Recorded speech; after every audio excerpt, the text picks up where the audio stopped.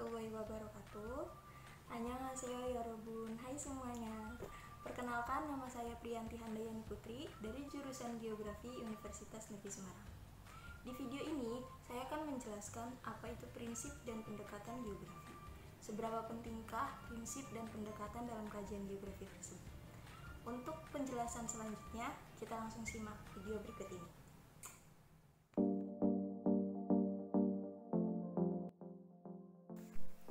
Geografi merupakan ilmu yang mempelajari fenomena fisik dan manusia di atas bumi.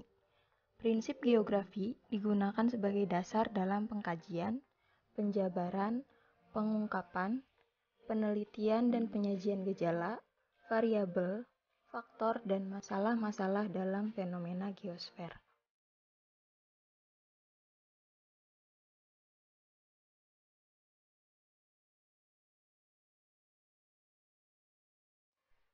Secara umum, dalam kajian geografi terdapat 4 prinsip, yaitu prinsip deskripsi, prinsip distribusi, prinsip interrelasi, dan prinsip korologi.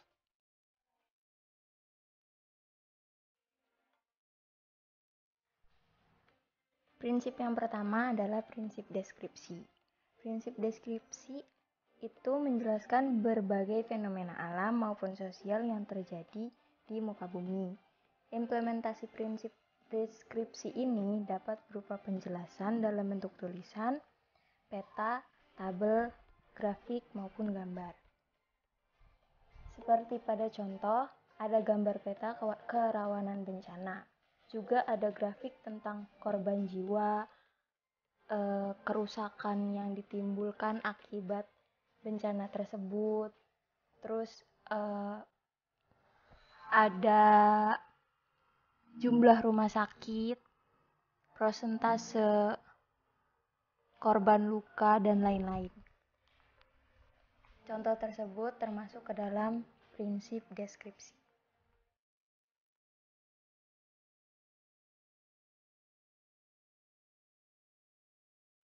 Yang kedua itu ada prinsip distribusi.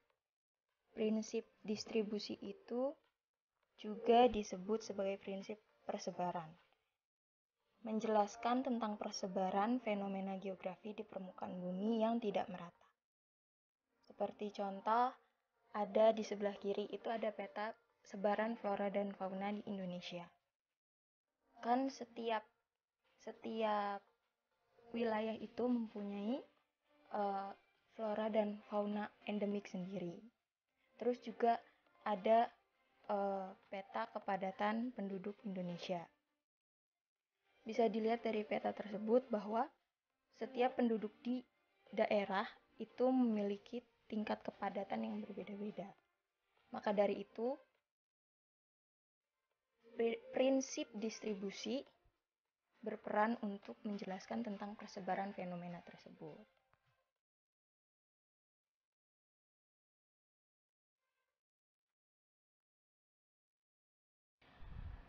Prinsip yang ketiga adalah prinsip interrelasi.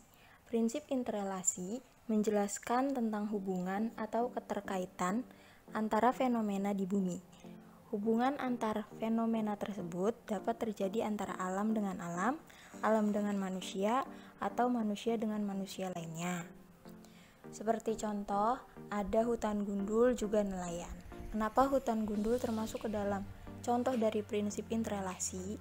Karena hutan gundul bisa disebabkan oleh manusia dan hutan gundul bisa menyebabkan suatu fenomena atau bencana. Misal saja dengan adanya penebangan hutan di wilayah hulu, itu akan menyebabkan adanya bencana banjir. Juga penebangan hutan bisa menyebabkan adanya bencana tanah longsor ketika musim hujan dengan intensitas yang tinggi. Terus juga ada nelayan. Nelayan ini salah satu mata pencaharian yang dimiliki oleh penduduk pesisir. Kenapa penduduk pesisir selalu bermata pencaharian sebagai nelayan? Karena wilayah tempat tinggal mereka lebih dekat dengan wilayah lautan. Maka dari itu, sebagian besar memiliki mata pencaharian sebagai nelayan. Seperti itu.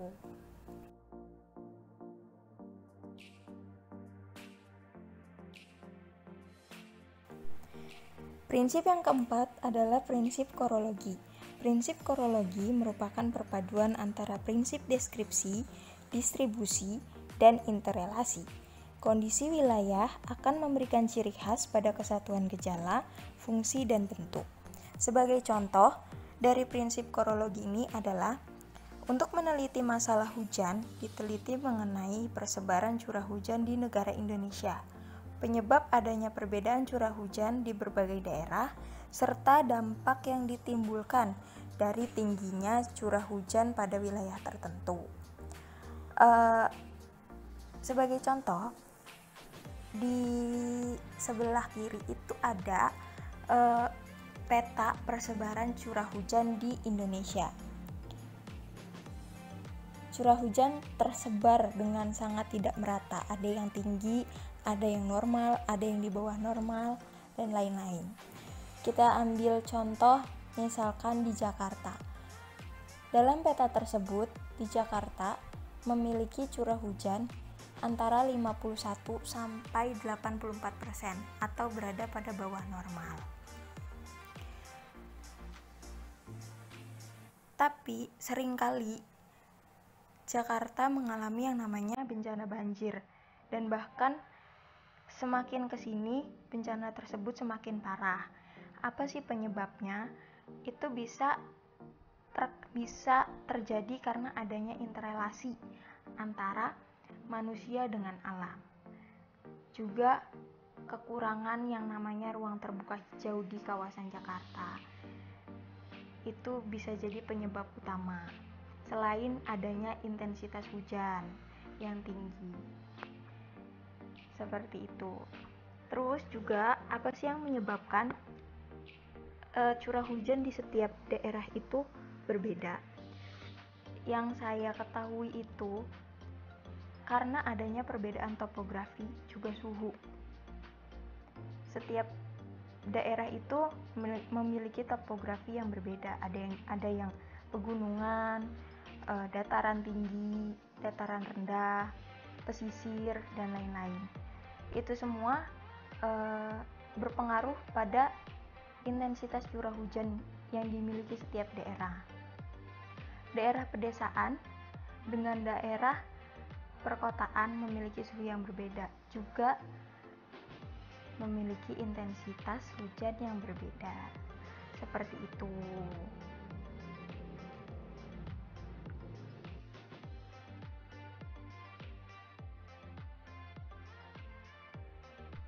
Setelah penjelasan prinsip tadi, kita berlanjut ke pembahasan tentang pendekatan dalam geografi.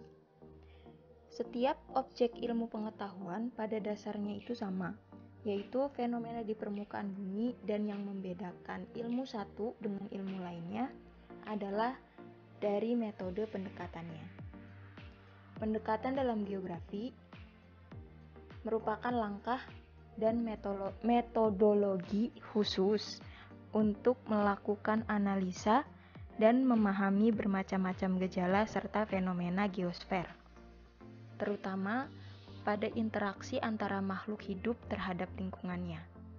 Macam-macam pendekatan yang digunakan dalam ilmu geografi juga didasarkan pada prinsip-prinsip geografi sebelumnya.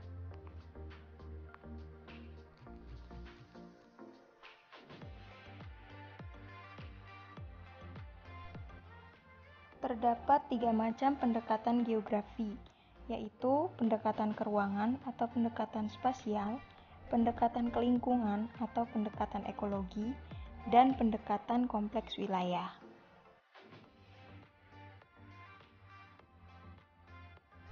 Penjelasan yang pertama adalah penjelasan tentang pendekatan keruangan. Pendekatan keruangan atau spasial ini mendasarkan pada perbedaan lokasi dari struktur pentingnya seperti perbedaan struktur, pola, dan proses.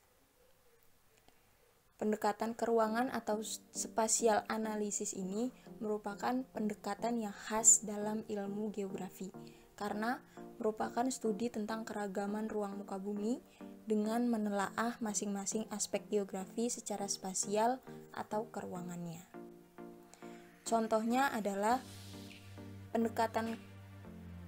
contoh dari pendekatan keruangan adalah sebidang tanah berharga mahal karena tanahnya bersifat subur dan terletak di tempat yang strategis. Para peneliti menilai nilai tanah berdasarkan produktivitas pertanian dan nilai ruangnya, yaitu letak yang strategis. Dalam menganalisis sebidang tanah ini, pendekatan geografi, terutama pendekatan keruangan, itu berperan penting dalam analisis.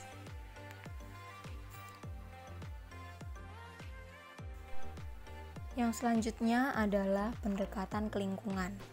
Pendekatan kelingkungan merupakan pendekatan yang menekankan pada interaksi organisme dengan lingkungan, serta fenomena yang ada dan perilaku manusia. Pendekatan ekologi atau kelingkungan ini membahas tentang interaksi perilaku manusia dengan lingkungannya. Seperti contoh yaitu banjir, fenomena banjir. Nah, dalam fenomena banjir itu dipengaruhi oleh beberapa aspek, terutama aspek non-fisik, yaitu perilaku manusia terhadap lingkungannya. Seringkali manusia selalu cuek terhadap lingkungannya dengan buang sampah sembarangan, dengan tidak menjaga kebersihan lingkungannya. Jadi menyebabkan suatu fenomena itu timbul karena adanya perlakuan dari manusia tersebut.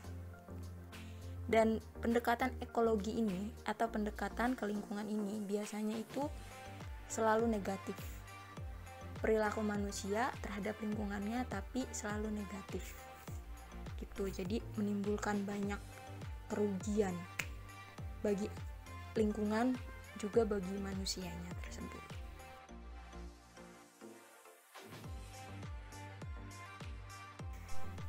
Yang terakhir adalah penjelasan dari pendekatan kompleks wilayah.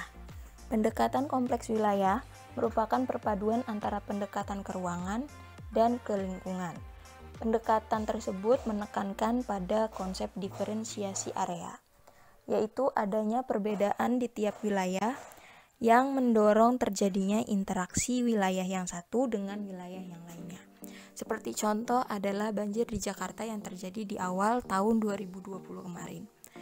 Banjir ini terjadi bukan hanya di ruang lingkup kota Jakarta saja, tetapi juga menimbulkan dampak ke wilayah-wilayah penyangga kota Jakarta seperti kota Bekasi, Depok, Bogor, sama-sama mengalami yang namanya banjir. Jadi mereka saling terkait satu sama lain. Kalau misalkan kota utamanya mengalami dampak banjir yang cukup besar, maka kawasan penyangganya juga ikutan terdampak sama bencana tersebut. Bagaimana? Kalian sudah mengerti? Sudah paham dari penjelasan tersebut? Apa itu prinsip dan pendekatan geografi? Tenang, kalau misalkan kalian belum paham betul, belum mengerti betul, kalian bisa kok ulang-ulang video ini. Gratis kok, sampai kalian bisa ngerti dan paham dengan jelas apa itu prinsip dan pendekatan geografi. Akhir kata dari saya, terima kasih telah menyaksikan video ini. Semoga video ini bermanfaat bagi kalian semua.